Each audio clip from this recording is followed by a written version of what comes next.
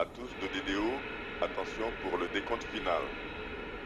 10, 9, 8, 7, 6, 5, 4, 3, 2, 1, top.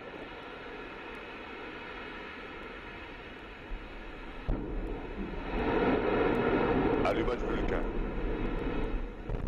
Allumage EAP, décollage.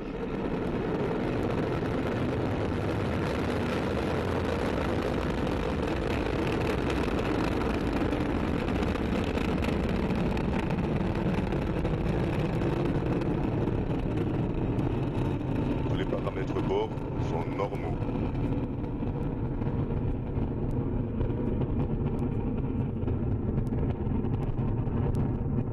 Well, the arm swung back as scheduled. We had ignition. You saw it, Ariane 5 beginning her mission, rising off the ground here in French Guiana with a lot of fire, beginning her 4th flight of the year right on time at 17:30 local, carrying Eutelsat 25B, SHAIL 1, and GSAT 7. Under me, you can hear the DDO's voice saying that all is well on board. Fine shots of a daytime launch, which is not always the case, always impressive no matter how many times you see Ariane powering up into the sky.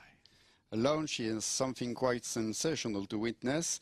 Right now, the boosters are providing over 90% of the total thrust, propelling the launcher along its trajectory at ever higher velocity.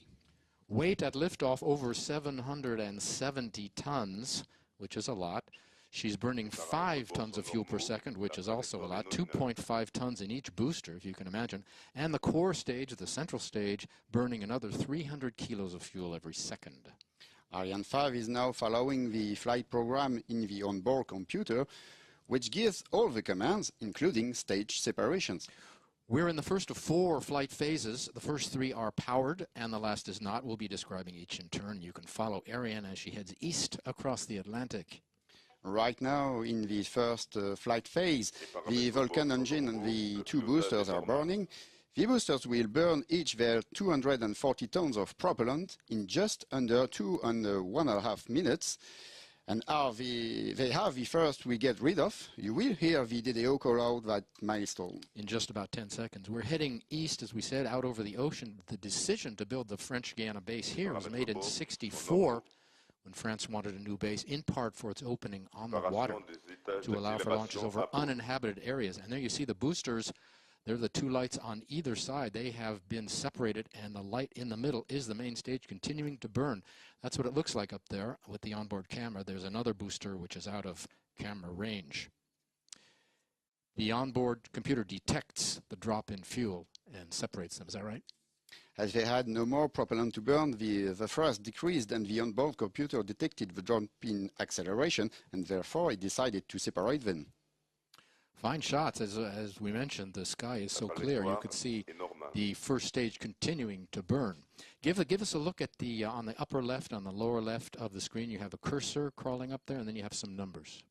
We're expecting the fairing separation in a few moments. Go ahead with the curves represent the expected trajectory, and the moving white dot is the actual position of the launcher. Below there are 2 items to look at. A stands for altitude in kilometers, and V for velocity in kilometers per second. We've had separation of the fairing right on time. That's what it looks like. There's another half which is out of the camera range. There are 2 pyrotechnic cords, 2 sets of pyrotechnic cords, I should say, that separate the fairing, right? In an explosion. Yeah, but it is very important to emphasize that this small explosion is controlled. So no threat to the vehicle. But is there a reason we separate the fairing now? Of course, because we are out of the dense layers of the atmosphere over 100 kilometers of altitude. There is neither friction nor heating anymore, so we discard any dead weight when possible to maximize the launcher's functional operation. We are into the second powered flight phase. Remember, there are 4 phases in all. The boosters have done their work. Only the single engine burning now, which you saw earlier in the sky. It'll burn for 9 minutes. What's the role of the main stage? The key parameter is kinetic energy, so increasing speed is paramount. We did just dispose of drag by coming out of the atmosphere the fastest we could. Now we can be focused on pure thrust. By using highly efficient propellant, which is true enough with cryogenic ones, we can benefit from not only a significant propulsive force, but what is more for long duration. And let's say too that the main stage has also been designed to have the best available performance-mass ratio. There are two different propulsion systems on Ariane 5. The cryogenics used in this stage more efficient than the solid propellant, basically, that's the difference, that are used in the boosters. More of the mission in a moment, all is well. But first, the latest news from Ariane Space. July 25th, Ariane 5 successfully placed into orbit 2 new satellites. AlphaSat for Inmarsat, the heaviest telecom satellite ever made in Europe, and INSAT 3D, a weather satellite for India. It was the 5th launch of the year for Ariane Space and the 3rd Ariane 5 mission of 2013.